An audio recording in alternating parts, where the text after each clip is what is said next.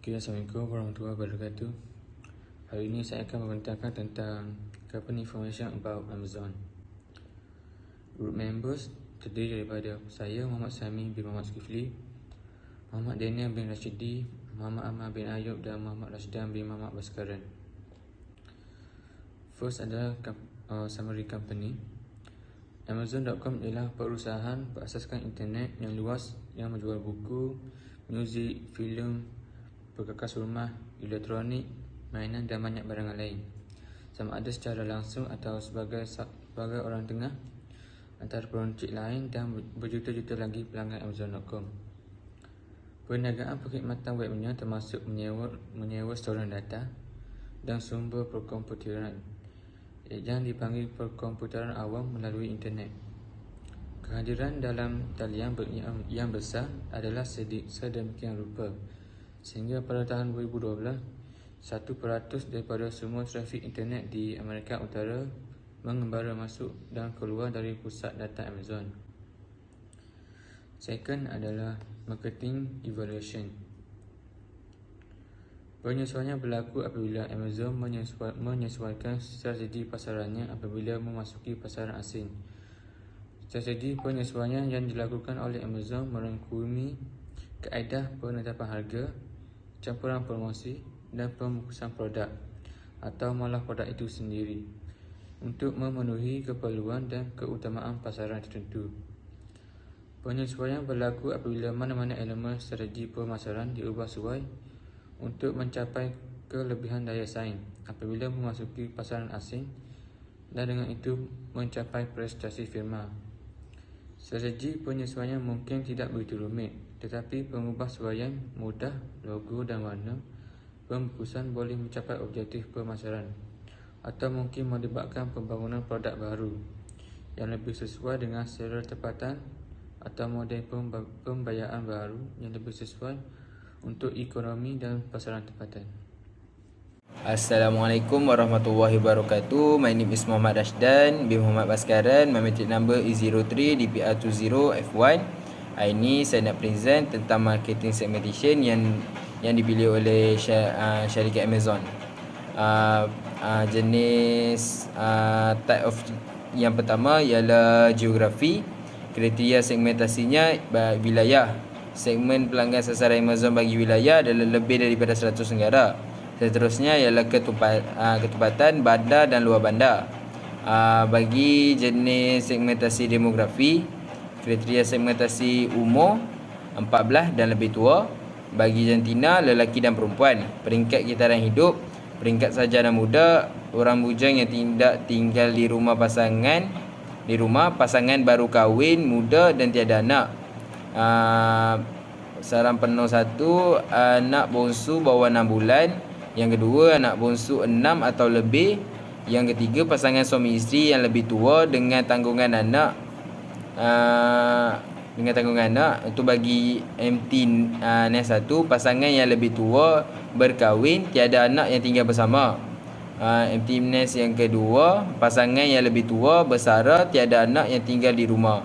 Bagi solitary survivor 1 dalam tenaga buruh, solitary survivor 2 yang bersara. Bagi kriteria segmentasi yang terakhir, pekerjaan, pelajar, pekerja dan profesional. Jenis segmentasi yang ketiga adalah psikografi. Kriteria segmentasi adalah kelas sosial. Segmen pelanggan sasaran Amazon, semua kelas sosial, kelas bawahan, kelas pekerja, kelas menengah dan kelas atasan. Bagi cara hidup, meletak jawatan, berjuang, pengurus utama, bercita-cita, penerus, pembaharu dan penjelajah. Jenis segmentasi yang terakhir adalah tingkah laku. Kriteria segmentasi, darjah kesetiaan, setia teras tegar, setia teras lembut dan switcher. Lepas tu adalah faedah yang dicari, rangkaian produk terluas, kemudahan pembelian dalam talian, harga yang kompetitif. Lepas tu adalah personality, mudah mesra, berazam dan bercita-cita tinggi. Status bagi yang terakhir, kriteria segmentasi yang terakhir, status pengguna, bukan pengguna, bakal pengguna, pengguna kali pertama, pengguna biasa atau bekas pengguna produk. sini. Topik number is 03-0F1078. Today I want to speak about target marketing of Amazon company. First, step 1, evaluate market segment. First is size and growth, iaitu saiz dan pertumbuhan. Syarikat Amazon melaporkan 116.4 million hasil dalam 3 bulan pertama tahun ini, meningkat 7% daripada tahun sebelumnya. Itu daripada pertumbuhan 44% pada suku pertama 2021. Dengan produk yang dijual oleh Amazon pada suku tersebut adalah tidak berubah langsung berbanding setahun yang lalu, dan kosnya untuk menjual barang tersebut juga meningkat. Rangkaian gudang Amazon syarikat yang semakin meningkat membantu memanjangkan perkara yang boleh ditawarkan oleh syarikat Amazon, secara mendadak meningkatkan popularitinya dengan pelanggan. 10 tahun kemudian, Amazon telah menjadi penjual dalam talian terbesar di AS dan di seluruh dunia. Second is profitability analysis, iaitu analisis keberuntungan potensi pasaran.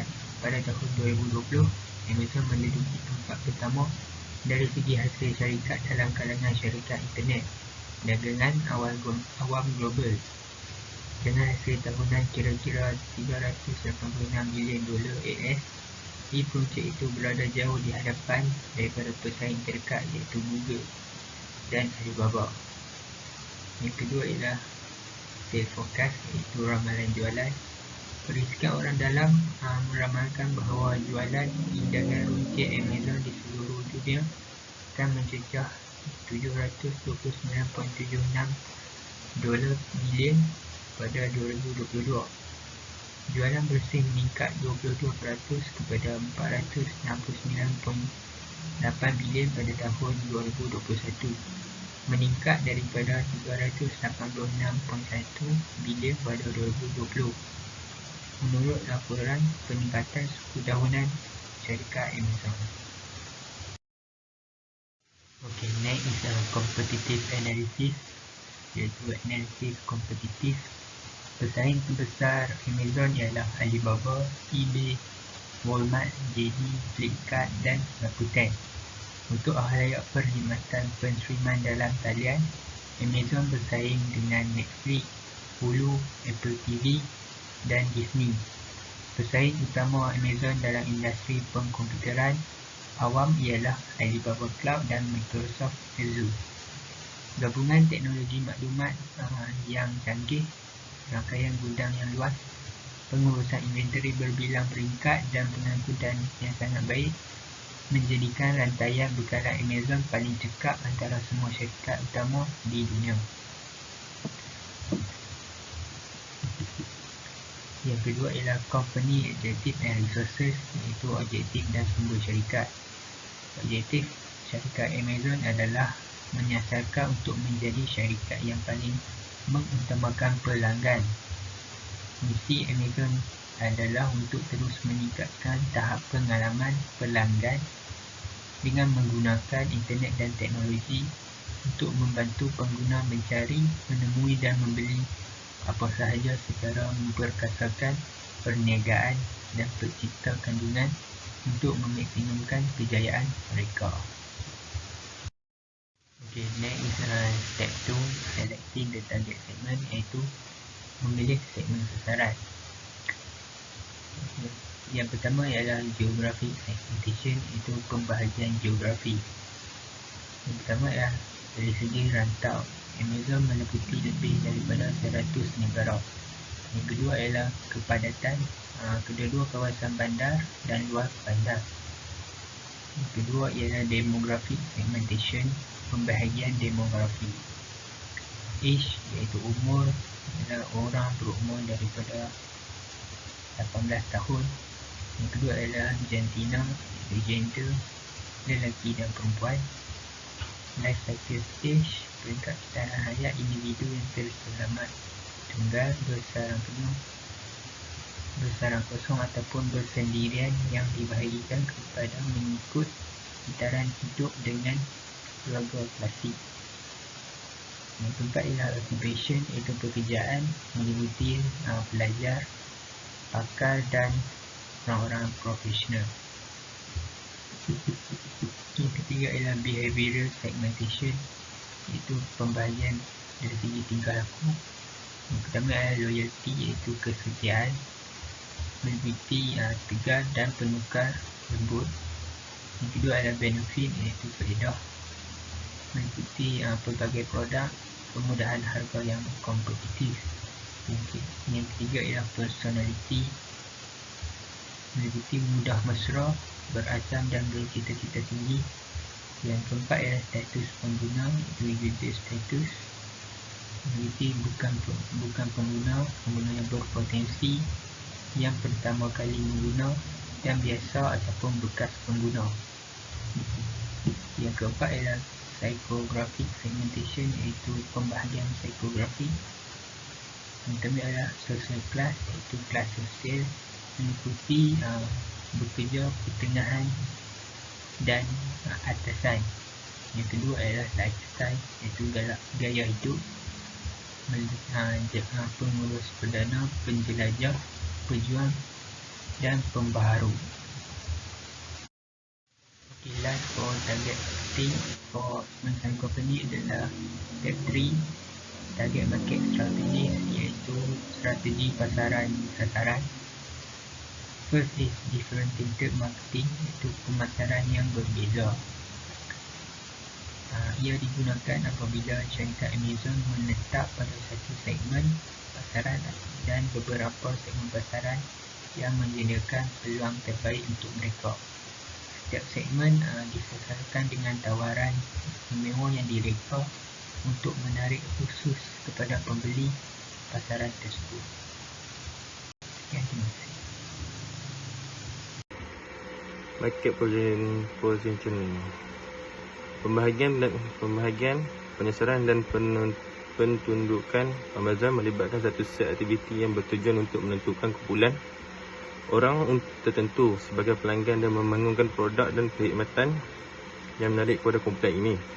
Segmentasi melibatkan pembahagian populasi kepada kumpulan mengikut ciri tertentu, manakala penyesaran membayangkan memilih kumpulan tertentu yang dikenal pasti hasil daripada segmentasi untuk menjual produk. Kedudukan merujuk kepada pemilihan campuran pemasaran yang paling sesuai untuk segmen pelanggan sasaran. Amazon terutamanya menggunakan dua jenis kedudukan berikut. Kedudukan berbilang segmen. Amazon menawarkan rangkaian produk dan perkhidmatan yang luas, berjaya dan mengeksploitasi lebih daripada satu segmen pada masa yang sama. Khususnya gergasi runcit dalam talian yang itu menjual lebih daripada 75 juta produk, menarik kepada keperluan dan kehendak pelbagai segmen pelanggan. Seterusnya adalah kedudukan adiktif. Gergasi runcit dalam talian ini memantau dengan teliti perubahan dalam pasaran luar dan menangani peningkatan jangkaan pelanggan yang meletakkan semula produk dan perkhidmatan secara berkala mengikut perubahan dalam segmen. Kedudukan jangkaan ini merujuk kepada kedudukan kepada segmen pasaran yang mempunyai perolehan rendah dengan jangkaan bahawa perolehan akan meningkat pada masa depan. Perkhidmatan web Amazon AWS ialah contoh nyata untuk kedudukan jangkaan. Pengasas dan bekas CEO syarikat Jeff Bezos juga menyatakan bahawa tiada siapa yang meminta AWS, tiada siapa, atau ternyata dunia sebenar ialah sudah bersedia akan dan lapar untuk tawaran seperti AWS tetapi tidak mengetahuinya. Contoh tambahan aplikasi pentundukan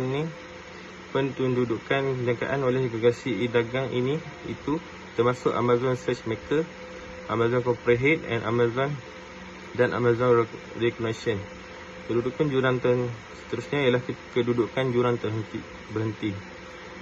Strategi ini melibatkan pelaburan dalam jenama yang tidak menguntungkan dan pada masa yang sama disebabkan jangkaan keuntungan pada perspektif jangka masa panjang.